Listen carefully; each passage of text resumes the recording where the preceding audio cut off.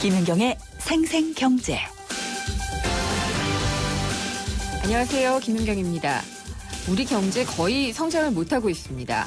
2분기 성장률이 발표가 됐는데요. 전분기에 비해서 0.3% 성장하는 데 그쳤습니다. 제자리인 거죠. 메르스 사태 또 가뭄 같은 것들이 영향을 미쳤다고는 하지만 고질적이고 구조적인 문제도 분명히 존재합니다. 이 저성장 기조를 탈출할 해법은 없는지 짚어봅니다. 아파트 관리비가 본래 용도와는 달리 전용되는 경우가 종종 발견되고는 하죠. 그래서 매년 한 번 이상은 외부 감사인으로부터 회계 감사를 받아야 하는 제도가 도입이 됐습니다. 그런데 실제 효과를 내기에는 부족하다는 지적도 있는데 그럼 어떤 게 필요한 걸까요? 오늘 생생경제에서 알아보도록 하겠습니다. 김연경의 생생경제 1부 시작합니다.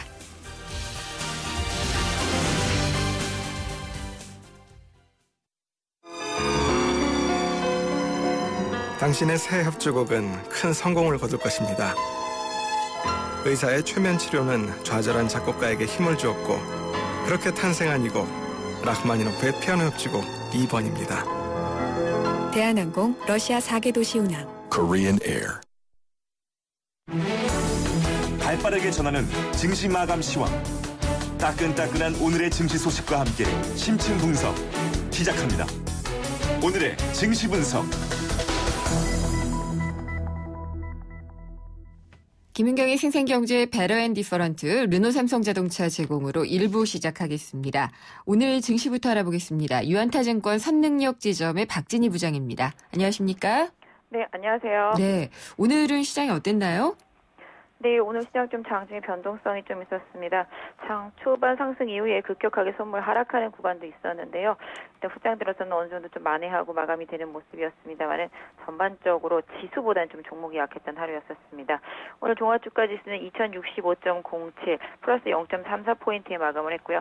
코스닥시장 같은 경우도 776.99 플러스 0.42포인트에 마감을 했습니다. 오늘 시장의 대형주들의 실적 발표와 함께 변동성이 컸습니다. 오늘 현대차, 하이닉스, LG 디스플레이 실적 발표가 있었고요. 전체적으로는 오늘 자동차 섹터만 좀 급등하는 모습이 이어졌고 나머지 섹터들은 좋지 못한 모습들이 좀 많이 이어졌고요. 특히 유가 하락과 함께 정유주들이라든지 화학주들이 급락하는 모습이 이어졌고요. 정부의 주택담보대출 규제 때문에 건설주와 시멘트 등 건설 관련주들도 급락하는 모습이 나타났습니다. 반면에 코스닥은 그동안 좀 하락했었던 제약 바이오 섹터주들의 좀 반등이 나타난 그런 하루였었습니다. 네, 오늘 실적 내놓은 데가 SK 하이닉스 그리고 현대차, LG 디스플레이들 많았는데요. 실적에 따라서들 주가가 많이 움직였나요? 네, 오늘 하이닉스 실적 발표 장 시작 전에 있었고요. 자사주 매입 발표까지 있었습니다만은 장중 급등 이후에 오히려 좀 매물 부담 나오면서 음봉으로 마감됐습니다. 네. 플러스 800원이긴 하지만 시가가 4만 원에서 시작을 했기 때문에 39,000원에 끝났기 때문에 음봉으로 좀 마감이 됐고요. 일단 2분기 실적도 1조대 나오긴 했습니다만은 그래도 좀 줄어들었다라는 그런 시장의 반응과 또 이 3분기, 4분기에 대한 우려감도 같이 조금 엮어지면서 주가가 좀 탄력을 잃었고요. 네. 지금 자동차 같은 경우는 실적 예상치에 어느 정도 좀 맞는 실적을 내놨습니다만 역시 중국 시장에 대한 부담감 이런 부분들이 현대차에 좀 숙제거리로 좀 남아있게 됐고요. LG 디스플레이도 역시 실적은 좋게 나왔습니다만은 일단 장중에 워낙을 급락을 했었기 때문에 실적 발표 이후에 잠깐 플러스로 전환되기도 했습니다만은 역시 좀 마이너스권에서 마감이 됐습니다. 어제 구글이 인수한다 그래서 난리가 났던 LG전자 주가는 어땠나요? LG전자는 오늘 마이너스 850원, 42,800원에 마감을 했고요. 네. 구글이 인수해줬으면 좋겠다라는 바람이 아니었을까라는 생각을 해보게 되네요. 누군가 이 주식을 갖고 계신 분이 엄청나게 간절한 그런 바람이 있어서 그런 루머도 생기지 않았나 싶습니다. 네, 오늘은 조금 빠졌군요. 그리고 환율 때문에도 자동차가 좀 힘을 받지 않았나 싶기는 한데 환율 영향을 받은 다른 주식들은 없었나요? 오늘 특별히 환율에 영향을 받은 종목이라고 한다면 상승 쪽에서는 영향을 받았고요. 예. 오늘 환율이 벌써 11원 50전 올라서 1,165원 수준인데요. 그러다 보니까 자동차 섹터주들은 좀 강세를 좀 보였죠. 그러면서 좀 강세를 보였었는데 특별히 내수주들은 환율에 크게 좀 영향을 받지 않는 그런 힘이었습니다. 과거에는 좀 환율이 이렇게 급등하면 내수 식음료주들이 급락을 해야 정상인데 최근에는 좀 많이 달라진 것 같아요. 최근에 좀 알아보니까 방송을 켜기만 하면 요리 프로그램이 많이 나오잖아요. 네. 네, 먹는 방송도 많이 나오고 네. 그러다 보니까 식자재 관련주들, 그러니까 이제 그런 식자재 관련된 주식들이 상당히 좀 급등을 보여주고 있고요. 네. 뭐 없어서 못 팔 정도로 재료들이 네. 잘 팔려 나간다고 하더라고요. 그래서 방송에 나온 요리에 필요한 식자재가 그 다음날 뭐 슈퍼 가면 다 팔려 있다거나 뭐 이런 그래요? 현상들이 좀 많이 나타났다고 그래요. 그리고 또 예. 아시다시피 식음료 관련주들이 뭐 물론 곡물이라든지 이런 부분을 해외에서 수입해서 원가에 부담이 있을 수는 있겠지만 네. 실질적으로 뭐 1인 가구가 증가한다라든지 뭐 이런 부분들로 인해서 나홀로 뭐 가족들도 많이 늘어나기 때문에 또 반조리 식품이라든지 이런 쪽에서 좀 전략적으로 많이 좀 패턴을 바꿔나가고 있어서 식음료 업체들의 주가가 고공행진을 하고 있는 것 같습니다. 식음료 업체들, 식자재 업체들 별로 다르지는 않죠? 네, 비슷하다고 보시면 될 것 같습니다. 예. 뭐 다들 뭐 대기업을 좀 끼고 있는 회사들이 좀 많잖아요. 식자재 유통 같은 경우는. 네. 근데 식음료 중에서도 보면 이제 재료를 많이 만드는 뭐 조미료도 있을 수 있겠고 뭐 양념류들도 많이 있지 않습니까? 네. 그러다 보니까 또 그리고 요리에도 최근에 보면은 어느 정도 좀 반조리되어 있는 것들을 좀 사용하는 좀 그런 요리가 많아요. 예전에는 뭐 유기농이 좋네 뭐 이러면서 이런 걸 많이 하긴 했지만 지금은 시중에 팔려 있거나 아니면 집에서 흔히 찾아볼 수 있는 재료들을 이용하는 요리들을 많이 사용하다 보니까 네. 네, 기존의 제품들의 반응도 같이 좀 많이 올라가는 것 같아요. 와, 이거 설득력 있는 설명을 해주셨는데 양념 팍팍 넣잖아요, 요즘에. 네, 네. 예, 그래서 양념주들이 올라가는 모양이네요. 그런가 봅니다. 예, 저희도 증시 시황에 좀 먹는 얘기를 좀 해야 되지 않을까. 이런 생각도 좀 드네요. 이번 주는 그러면은 계속 그냥 실적 영향을 받으면서 갈까요? 네, 일단 실적에 따라서 변동성이 계속 나타나고 있습니다. 미국 시장도 실적 여파로 급락이 이어지고 있기 때문에 실적과 관련해서 변동성이 좀 많이 커졌고 외국인들도 그러다 보니까 좀 시장에서 좀 많이 매도를 하고 있어서 네. 대형주들, 경기 민감주 섹터주들은 상당히 좀 부담이 가중되고 있는 흐름이라서 당분간은 어쩔 수 없이 유가 하락이 오히려 수혜를 받거나 네. 아니면 환율 변동성에 전혀 영향을 안 받거나 알겠습니다. 그런 섹터들 쪽으로만 좀 중소형주 중심으로 실적이 되는 종목들 좀 매매하시는 네. 전략이 좀 낫지 않을까 싶습니다. 말씀 잘 들었습니다. 감사합니다. 네, 감사합니다. 유한타증권 선능력 지점의 박진희 부장이었습니다. 오늘 하루 당신이 꼭 알아야 할 경제 뉴스는 중요한 경제 뉴스를 콕콕 집어드립니다. 네, 오늘의 주요 경제 뉴스 살펴보겠습니다. VIP 머니투데이의 배성민 기자입니다. 안녕하십니까? 예, 안녕하십니까. 배성민입니다. 예, 계속 시끌시끌한 것이 임금 피크제인데요. 예, 예. 여당에서는 이제 노동개혁을 더 이상 미룰 수는 없다라고 예. 얘기를 하고 있고 예. 그중에 핵심이 임금 피크제잖아요. 예, 예. 예. 이게 핵심으로 되어 있는 이유가 아무래도 몇 군데 도입되어 있는 곳들이 있기 때문에 네. 이것들을 좀 확산시켜보자 이런 차원입니다. 그래서 이제 임금 피크제를 간단히 말씀드리면 이 연세가 좀 있으신 근로자들이 몇 년 더 일하는 조건으로 급여를 좀 줄여서 이렇게 다녀보는 이런 건데요. 내년부터 이제 근로자 300인 이상의 기업과 공공기관에서 60세 정년 연장이 의무적으로 시행되면 청년 고용이 더 어려워지니까 상대적으로 인건비를 줄일 수 있는 방향으로 할 수 있는 게 뭐가 있을까? 그래서 나오는 게 임금 피크제 이런 걸 텐데요. 정부 여당은 이때 임금 피크제가 시행이 되면은 장년층 고용 안정과 더불어서 청년 일자리 만들기도 가능해진다 이렇게 말을 하고 있습니다. 네. 노동계에서 이거에 대해서 반대를 하고 있는데 한국노총 같은 경우에는 특히 이제 조합원 10명 중 6명 가량은 임금 피크제 도입에 대해서 반대한다 이런 입장을 보였다고 밝히고 있고요. 또 이제 고용 기간이 길어지고 뭐 인건비 절감도 실질적으로 크지 않아서 청년 고용으로 이어지기도 쉽지 않다 이렇게 주장을 하고 있습니다. 고용 기간이 길어지는 건 좋은 거 아닌가요?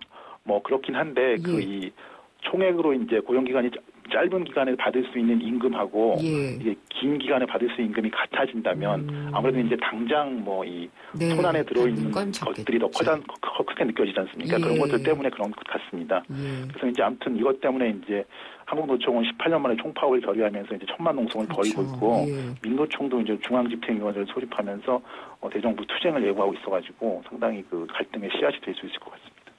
배성민 기자는 어떻게 생각하세요? 이게 장년층이 예. 청년층 일자리를 빼앗는다라는 어떤 것이 도구마가 되고 있지 않나 이런 생각이 저는 좀 들기도 하거든요. 근데 그걸 따져보면 또 이런 것도 있습니다. 사실 장년층이라는 게 사실 청년층과 단순히 별개로 떨어져 있는 것이 아니고 네. 또 장년층이 뭐 어떻게 보면 청년층의 아버지이자 삼촌이자 막 다 그렇지 않습니까? 그렇죠. 청년층을 뭐 부양해 온 사람들이 기 때문에 예. 그런 사람들에 대해서 뭐 그분들이 반드시 자리를 비켜줘야지 청년층 자리가 생긴다. 이렇게만 하기도 좀 어렵고 청년층도 그런 거에 대해서 뭐 항의하면서 내 아버지 일자리, 내 삼촌의 일자리를 빼앗아서 내가 그 자리에 들어가는 것 이런 것들이 과연 어떻게 받아들일 수 있을지 이런 것들은 정말 정치적으로 풀어나가야 될 문제인 것 같습니다. 제 보기에는. 예. 기업의 이익이 늘어나면 청년 일자리 늘려주고 그러면 참 좋을 텐데 말이에요. 그런데 이제 또 그럼 기업의 일자리 그 이익을 더 많이 낼 수 있는 해외로 나가버린다거나 이런 경우가 발생하기 때문에 사실 좀 어렵죠. 예.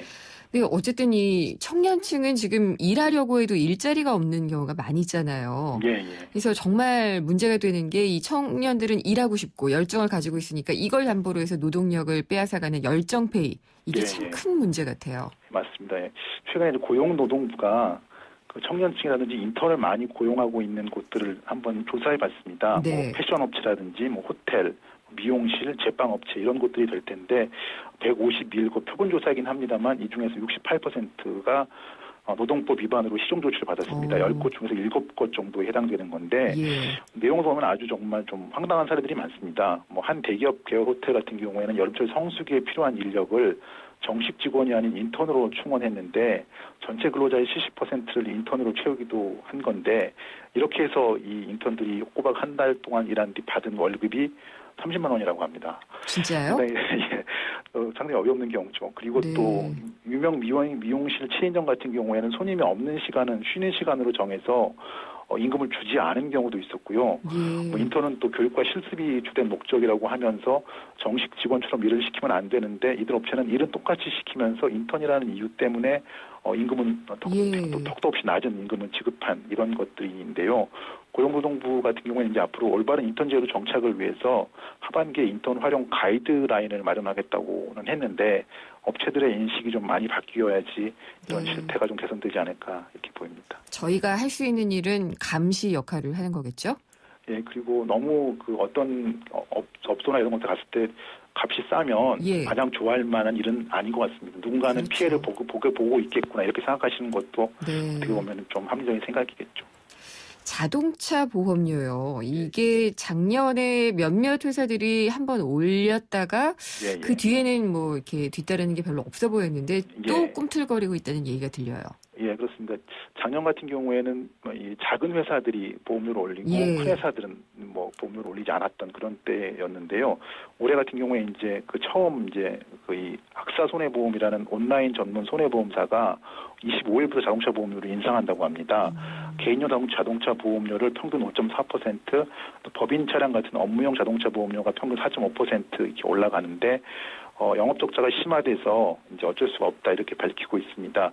이 회사 같은 경우에는 외국계 회사이기 때문에 상대적으로 뭐 가격 통제까지는 아니지만 그런 부분에서 좀 자유로울 수 있는 건데 최근 3년간 자동차 보험 인상이 뭐 통제되어 왔고 뭐 렌트비도 오르고 수리비도 오르고 이렇게 하는데 국산차에 비해서 외제차 비중도 많이 늘었기 때문에 좀 견디기가 힘들었다 이렇게 설명을 합니다.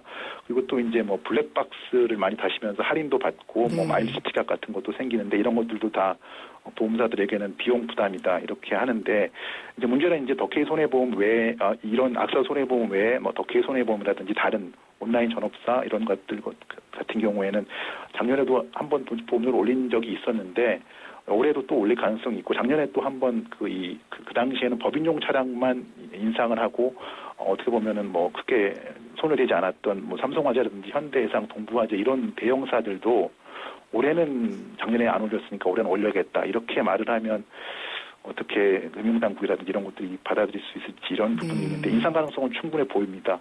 아무튼 뭐 조금 이 자동차 보험료가 오르면 소비자들 부담은 커지는 것만은 분명해지겠죠. 그렇죠. 근데 또 손보사들도 땅 파고 장사할 수는 없으니까요. 예, 뭐 그런 면은 있는 거죠.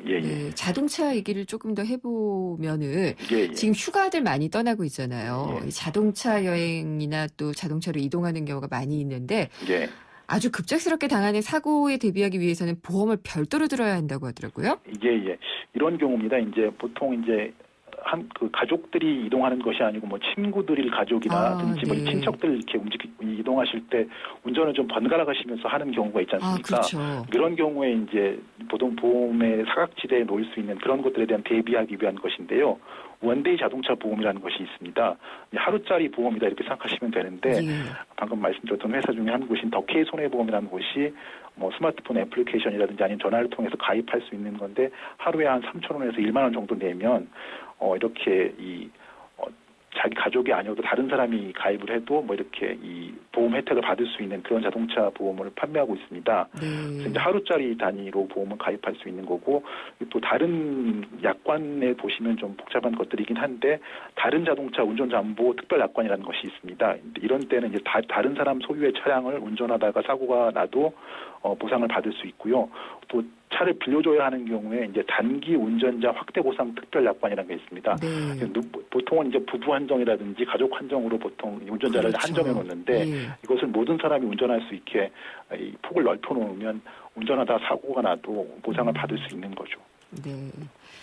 뭐 대출 관련해서도 좀 죄는 것 같고요. 더는 늘리지 않고. 그래서 하반기는 좀 어떻게 될지 모르는데 상반기 그리고 지난달까지 보면은 주택 거래라든지 이사는 굉장히 많아진 건 사실이죠. 예, 그렇습니다. 최근에 보시면은 이제 주변에 이사하는 분들 많이 있는 걸 아실 텐데요. 지난 6월에 이사한 사람 수가 6월 기준으로 6년 만에 가장 많았던 것으로 나타났습니다.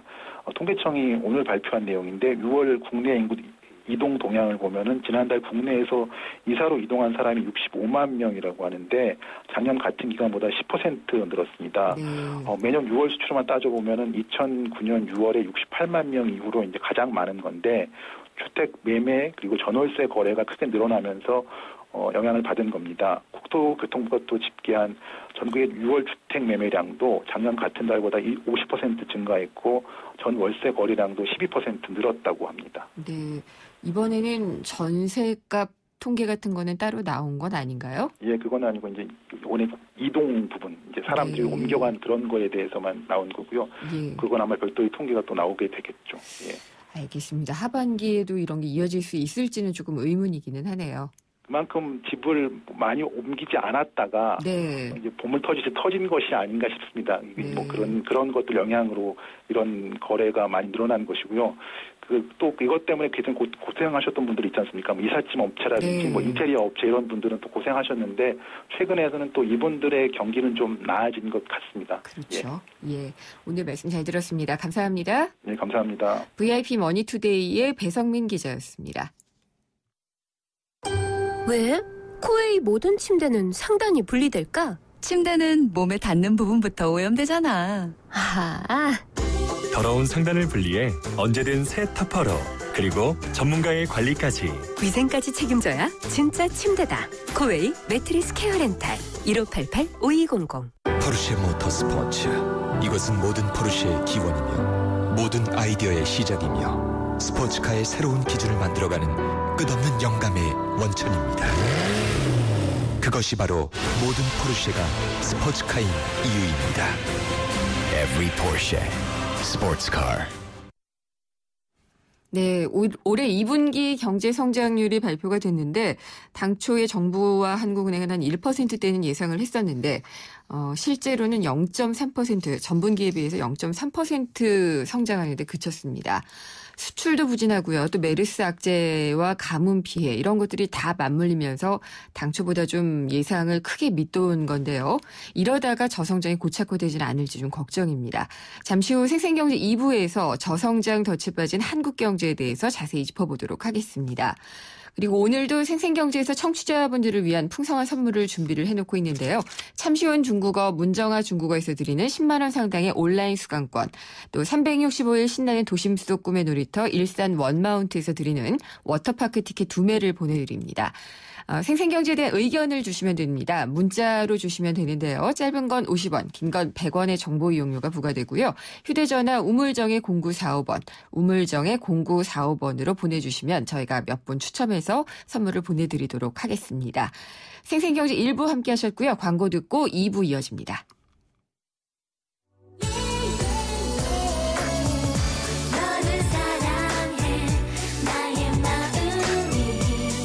안녕하세요. 나이라이리 엄마 SS의 쉬입니다. 팬들과 함께하는 음악의 무대에 못지않게 일상이 가득한 인생의 무대에서도 열정과 진심이 가장 중요한 것 같아요.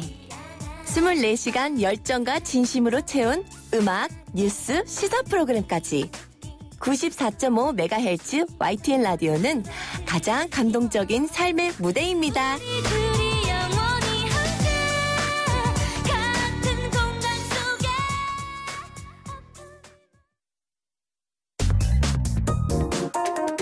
우리 경제의 민낯을 한꺼풀 벗겨보는 경제 뉴스. 경제를 위한 새로운 시각. 김인경의 생생경제.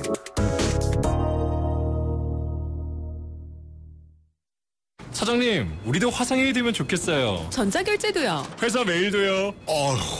우리같이 작은 회사가 그걸 어떻게 다 해? 올레 비즈메카가 있잖아요. 중소기업에 필요한 IT 솔루션을 부담 없이 간편하게. 올레 비즈메카. 문의 080-2580-007. 올레. 새로워진 산타페를 보았다. 그 어느 때보다 강렬하다. 새로워진 산타페의 운전석에 앉았다. 그 어느 때보다 편안하다. 부드러운 승차감과 강인한 외관. 모든 면에서 만족스러운 All around perfection. 산타페 더 프라임 탄생. New thinking, new possibilities. 현대자동차 포르쉐 모터스포츠. 이것은 모든 포르쉐의 기원이며 모든 아이디어의 시작이며 스포츠카의 새로운 기준을 만들어가는 끝없는 영감의 원천입니다. 그것이 바로 모든 포르쉐가 스포츠카인 이유입니다. Every Porsche sports car.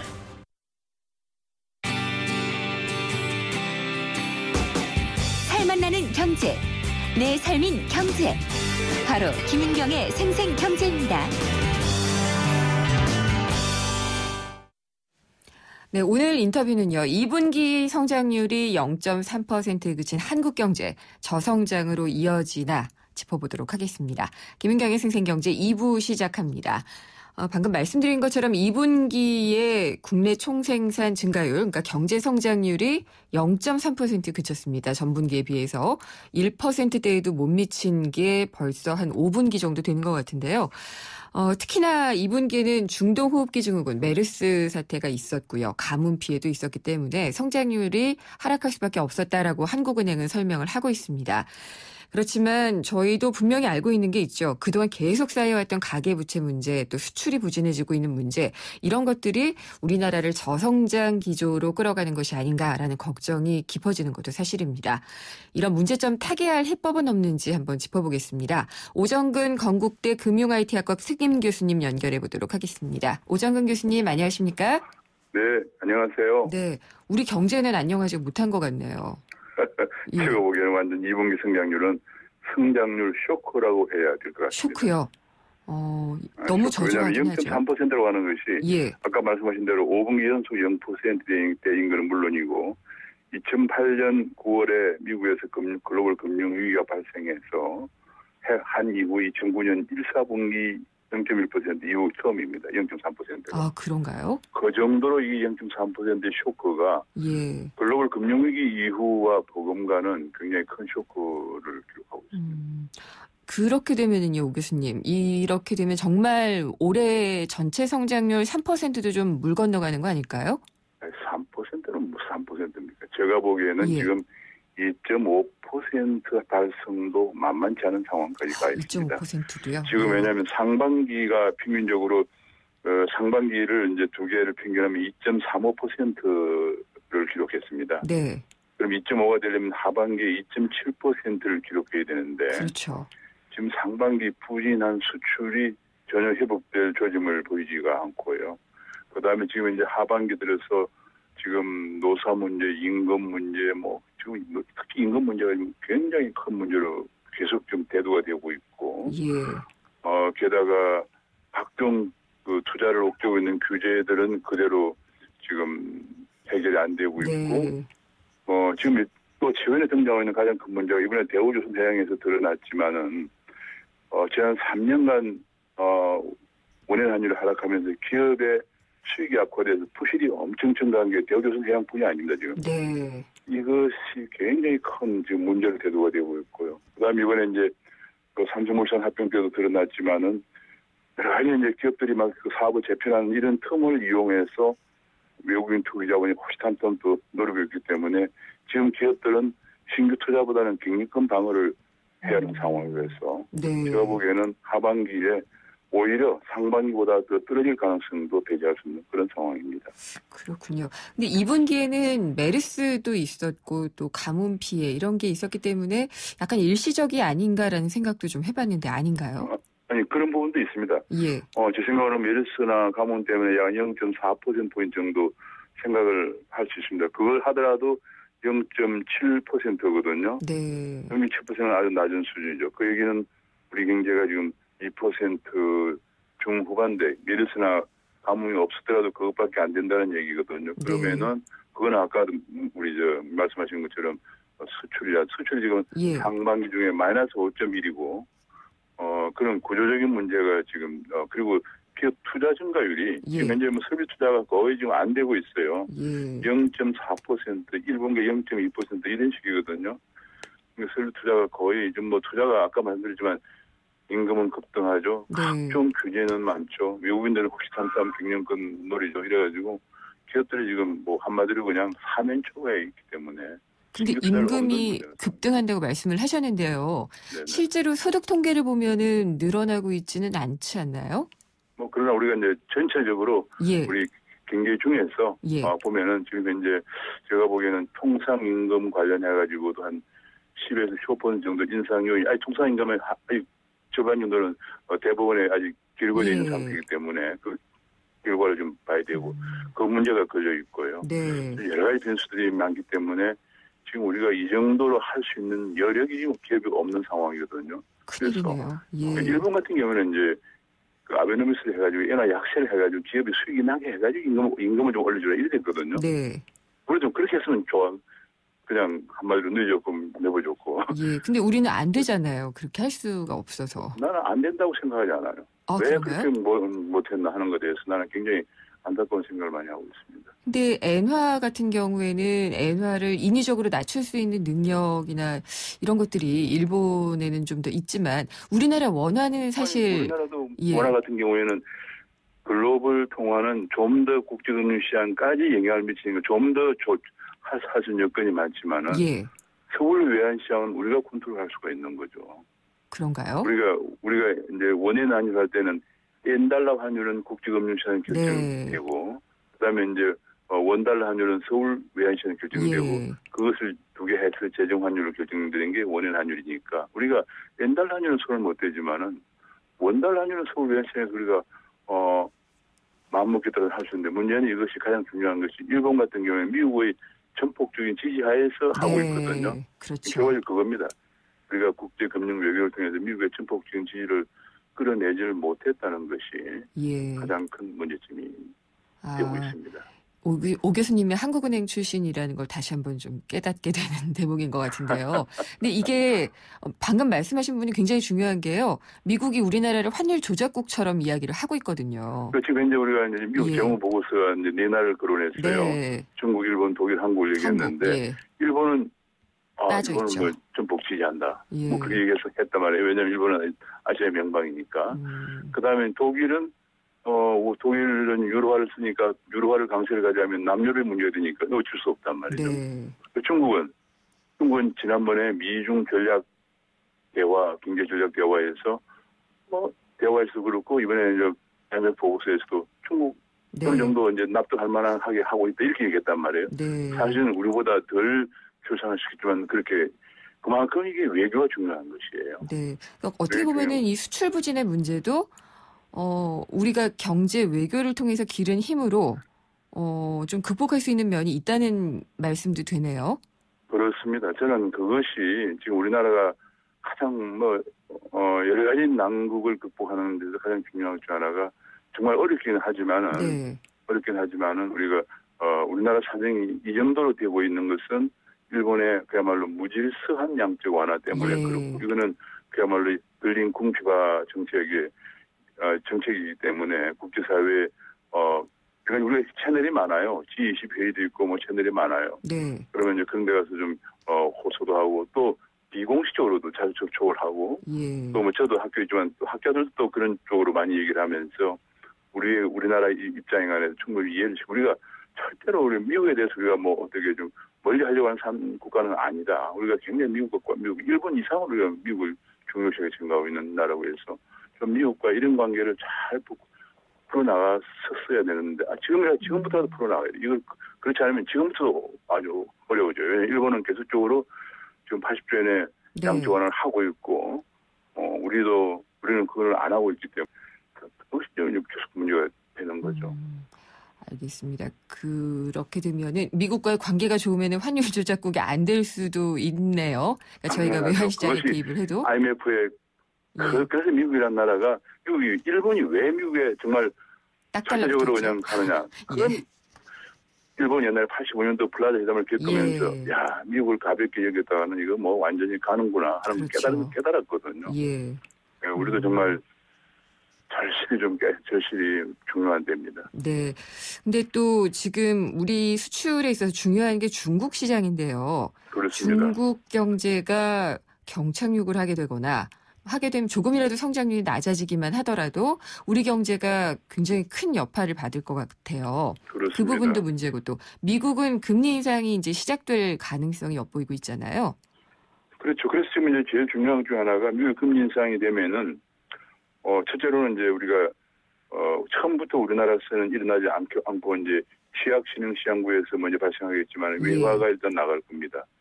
외화가 지금 벌써 이제 외화 유출이 되기 시작하면서 신흥 시장국의 외화 유동성 위기가 올 거예요. 네. 그러면은 우리나라도 거기에 대비해서 충분한 외화 유동성을 확보를 해야 되고요. 두 번째로는 이제 우리나라도 금리를 인상해야 하기 때문에 지금 가계부채나 기업 부채가 많아서 이번에 뭐 대우조선 해양 문제가 불거졌지만은 이런 부실이 증가하게 되면은 금융권 전체에 잘못하면은 시스템 리스크로 확산될 가능성이 있어요. 네. 그러면 이것이 또 하나의 금융 위기의 원인이 될 수 있기 때문에 시스템 리스크를 확산 안 되도록 지금부터 대비를 해야 되고 계속적으로 소위 말하는 스트레스 테스트라고 그러죠. 네. 미국의 금리를 얼마나 올렸을 때 우리 금융권의 부실이 얼마나 증가되는지를 계속적으로 모의 실험을 해가면서 대비를 해야 합니다. 근데 우리 외환 보유액은 우리가 이게 그렇게 당했던 게 바로 IMF 금융위기였잖아요. 그때는 외화가 정말 바닥이어가지고 많이 당했는데 지금 외환 보유액은 충분한 편이긴 하잖아요. 아닙니다. 제가 아닌가요? 보기에는 제가 여러 가지를 계산을 해봤는데요. IMF 때 그때도 우리가 외환 보유 바닥이 났었지만 그때도 외환 보유액이 충분하다 그래가지고 한국에 있는 외환 보유액을 은행에다 빌리려 주기도 했었어요. 바로 1년 전만 하더라고요. 네. 그러니까 지금과 똑같은 생각이에요. 지금도 3,600억 달러이지만 제가 계산해 보니까 우리나라에 간단히 생각하면 그냥 그때와 차원이 다른 게 지금 외국인이 국내 주식시장에 투자하고 있는 것에도 3,000억 내지 4,000억 달러에 달하고 있습니다.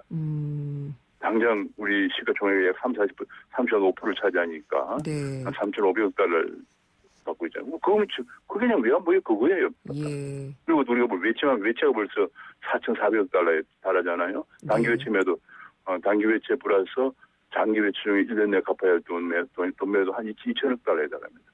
이런 생각해 보니까 제가 보기엔 한 1,500억 달러는 부족해요, 지금. 교수님의 계산으로는 굉장히 지금 위기감이 느껴지고요. 정부에서는 단기 외채가 예상보다 굉장히 적다 뭐 이렇게 얘기를 하고는 있는데. 정부는 뭐 옛날에도 위기 한 달 전까지도 괜찮다고 했었어요. 알겠습니다. 어쨌든 우리가 할 수 있는 방법 중에는 이제 수출 부진을 타개하기 위한 방법, 경제 외교의 강화 이런 좀 큰 부분도 해법을 좀 제시해 준 것으로 듣고요. 시간 관계상 여기까지 들어야 될 것 같습니다. 감사합니다. 네, 감사합니다. 오정근 건국대 금융IT학과 특임 교수였습니다.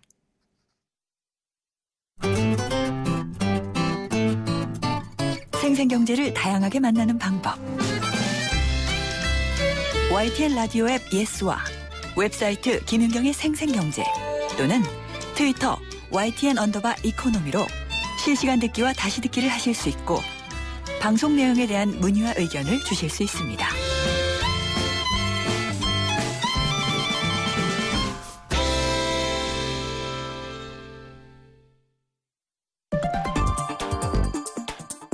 숫자로 보는 세상. 빅데이터로 만들어본 경제 제도. 숫자를 보는 신기한 세상 빅데이터 경제지도 시간입니다. 다음 소프트 최재원 이사님 나오셨습니다. 안녕하십니까? 네, 안녕하세요. 오늘의 주제는요? 웹툰입니다. 만화. 네. 제가 굉장히 좋아하는 아이템이군요. 그럴 줄 알았어요. 네. 너무 애 같죠? 만화 예. 캐릭터 같아요. 제가요? 순수한 그런 캐릭터 있잖아요. 예. 명랑 만화에 나오는 당하는 캐릭터 뭐 이런 거 얘기하시는 거예요, 혹시? 그래도 뭐 당해도 꼭 나쁜 인상은 아니에요. 예, 항상 그 디스력이 커지고 계신 것 같습니다. 네. 예. 근데 만화하면 떠오르는 나라가 우리나라라기보다 아직까지는 일본이거든요. 네, 여전히 일본이 만화 산업은 큰 나라로 알고 있고요. 네. 이 한국은 2위, 그 다음에 이제 3위가 미국으로 SNS 상에서는 그렇게 이제 언급이 이제 나오고 있고, 네. 이 우리가 잘 알고 있는 그 만화책이 주는 그 특유의 감성이 있죠. 예, 있기 때문에, 네. 근데 이제 그 감성이 지금은 뭐 오래됐다, 또 뭐 비싸다. 왜냐하면 이제 구하기도 힘들고, 맞아요. 그러다 보니까 이제 사람들이 이제 정말 목적이 명확해서 이제 사지 않는 한은 잘 안 사는 것 같고요. 물리적인 그런 한계를 이제 극복해서 웹툰이라고 하는 형태로 네. 진화가 되는 것 같고, 제가 봤을 땐 책이 이북으로는 잘 안 갔는데 일반 책은 만화가 웹툰으로는 너무 잘 갔어요. 그게 왜 그럴까요? 그러니까 저도 이북은 잘 안 보게 되고요. 네. 웹툰은 보게 되거든요. 그림과 그리기 때문이 아닌가 생각이 드는데, 왜냐하면 이게 아무래도 보는 시간들이 짤막짤막하게 보셔야 되기 때문에 이런 또 스마트폰하고 영향이 있는 것 같고, 어쨌든 웹툰만큼은 우리가 일본보다는 앞서 있어요. 맞아요. 예, 산업도 그렇고 네. 또 원조가 한국이다라고 다들 그렇게 인식을 하고 있더라고요. 맞아요. 네.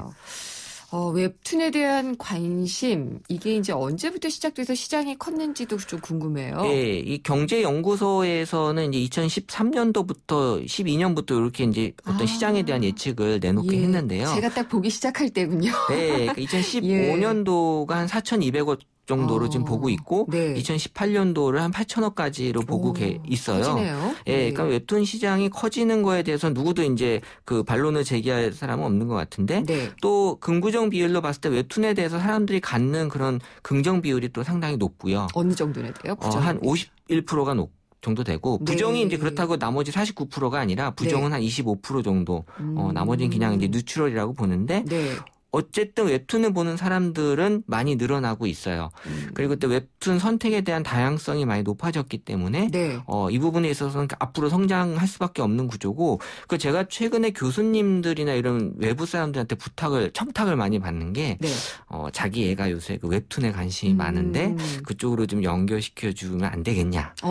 예, 왜냐하면 이제 요새 아이들이 웹툰 지망생들이 상당히 많이 있다라는 걸 이제 아예 웹툰으로 딱 한정을 짓는군요. 예, 그러니까 본인들이 이제 좋아하고, 사실 어떻게 보면은 이 자기 생각이랑 이 연필 갖고 할 수 있는 거잖아요. 그렇죠. 예, 그래서 이제 쉽게 할 수 있다라고 생각을 해서 많이들 생각은 하지만 이 시장이 제가 보기에는, 제가 이제 저희 다음이나 네이버 포탈 쪽 관계분하고도 얘기했지만 엄청난 풀이 지금 밑에서 올라오고 있어서 그걸 뚫고 가는 게 쉽진 않겠더라고요. 그렇군요. 근데 얼마 전에 그 레진 코믹스라고 돈 내고 보는 사이트가 있는데 거기서 또 음란물 뭐 이런 식으로 규정을 해가지고 상당히 시끄러웠었거든요. 네, 규제에 대한 얘기가 이제 슬슬 나오기 시작해요. 네.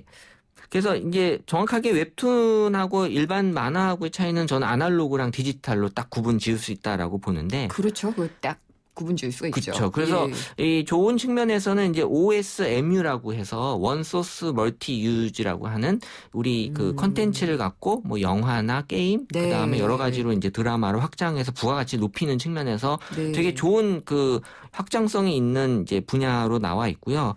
그리고 이제 만화방도 많이 진화가 돼서 이제 요새 만화 카페라고 해서 그렇게 얘기하더라고요. 저는 못 가봤는데. 네, 우리가 흔히 얘기하는 그런 어떤 컵라면이나 이런 거 먹는 분위기가 아니라 커피를 마시면서 이제 만화를 즐기는 이런 만화 카페가 이제 좀 생기고 있나 봐요. 그래서 이제 데이트를 하면서 여기서 만화도 보고 또 여기서 또 아예 웹툰을 PC에서 이렇게 볼 수 있게 해주기도 하나 보더라고요. 근데 괜찮네요. 어쨌든 웹툰을 이 그 스마트폰에서 많이 이제 보시게 되고요. 왜냐하면 이제 그 이동성이 있어야 되기 때문에 항상 저도 이동할 때 보게 돼요. 네, 주로 이제 출퇴근 시간에 많이 이제 보시는 것 같아요. 네.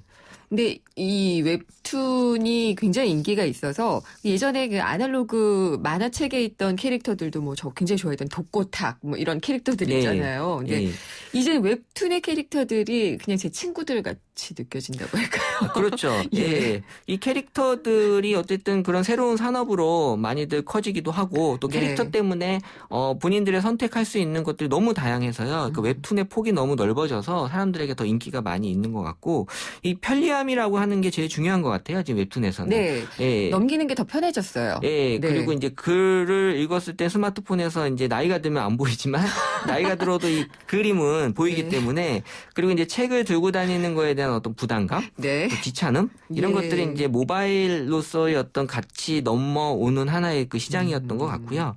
그리고 뭐 당연히 이제 이 웹툰은 또 PC로 봐도 또 다른 느낌이 나잖아요.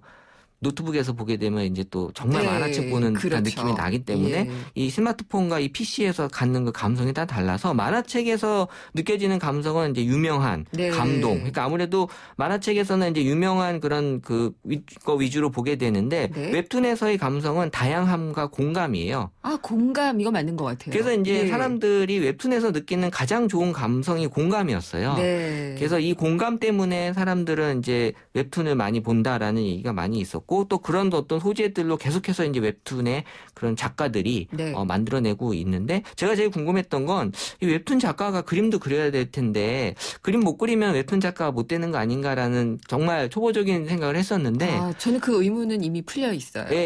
요새는 두 개가 나눠져 있다고는 하더라고요. 스토리 작가가 따로 있고. 그래서 그런 걱정은 안 하셔도 이제는 그림 못 그려서 작가 못 된다 이런 얘기는 안 하셔도 될 것 같아요. 스토리가 중요해요. 그래서 그 요즘 생활툰이라고 아세요?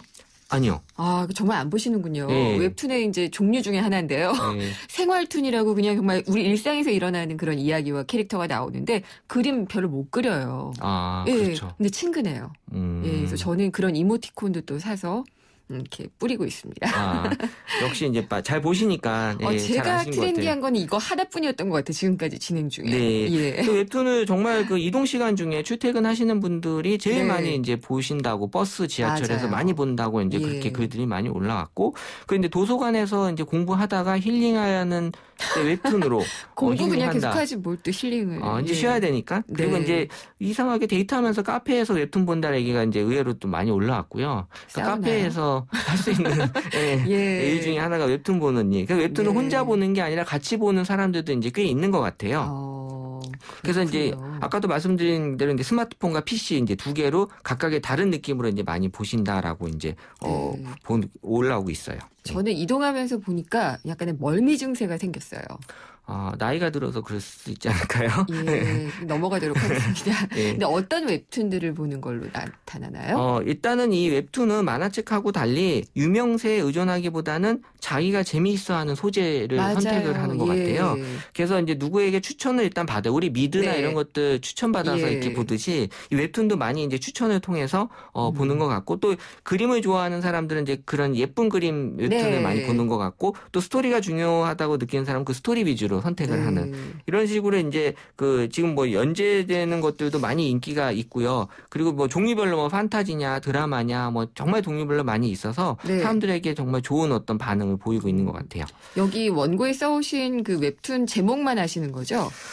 제가 많이 써왔어요. 사실은 뭐 네이버에서 상반기에 외모지상주의, 노블레스 이런 거 많이 본다고 또 다음에서는 무빙, 왈파 이런 거 본다고 하네요. 그렇군요. 웹툰을 그러면은 사람들이 얼마나 보는가 이거 양적으로 측정하면 어떻게 돼요? 일단 양으로 정확하게 측정은 안 되고요. 그러니까 횟수로만 이제 측정이 됐는데 보통 한 주에 뭐 그러니까 제대로 본다는 거 한 2번 정도 이제 보는 것 같고요. 그러니까 제대로 이제 웹툰을 앉아서 이제 보는 건 2번 정도고 우리가 이제 뭐 웹툰에도 본방사수라는 말이 이제 있다고 해요. 연재 딱 올라오면 바로 이렇게 보는 그런 것 같아요. 그래서 이제 제일 좋아하는 시간대가 오후 11시. 이때 이제 밤 11시. 밤 11시 이제 자기 전에 이렇게 보면서 주무시는 것 같고 요일별로 분석하면 이제 토요일, 금요일, 일요일, 목요일 순이에요. 그러니까 토요일 날 아무래도 못 봤던 것들을 몰아서 보는 경우도 있는 것 같고 그래서 이제 앞으로 이제 뭐 시트콤 관련된 그런 웹툰들이 많이 나올 예정이라고 하더라고요. 그래서 이제 점점 웹툰의 그런 그 종류가 다양해지고 있다라는 게 이제 느껴지고 있어요. 이미 뭐 미생 같은 건 드라마로 제작이 됐었고요. 영화도 되고.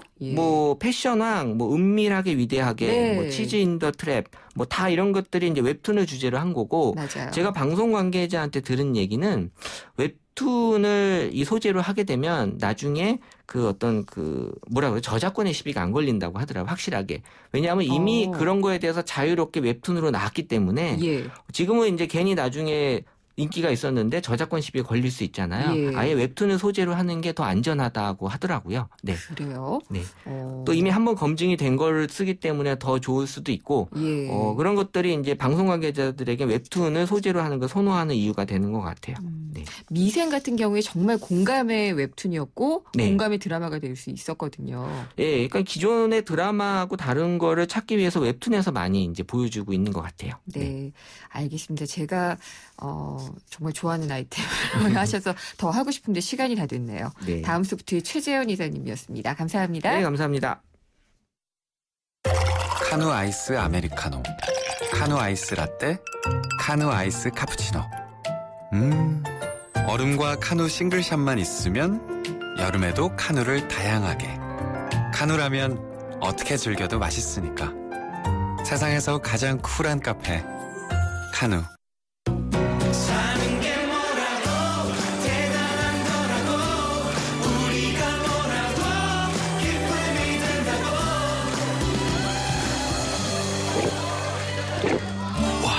왜 이렇게 잘 넘어가? 우리가 모였으니까! 하이트! 높게, 더 높게. 모두가 세상의 높이에 도전할 때. 높게, 더 높게. 한양은 행복의 높이에 도전합니다. 사람의 행복보다 더 높여야 할 것은 없기에. 건설, 행복이 되다. 한양. 김은경의 생생경제 2부 포스코와 함께했습니다. 아파트 관리비를 둘러싼 비리와 분쟁이 늘어나고 있어서 정부가 300세대 이상의 공동주택에 대해서는 외부에서 회계감사를 받아야 된다. 이런 제도를 도입을 했는데요. 무용지물이라는 비판이 벌써부터 좀 나오고 있네요. 이유가 무엇인지 내신 뉴스 듣고 생생경제 3부에서 자세히 짚어보겠습니다.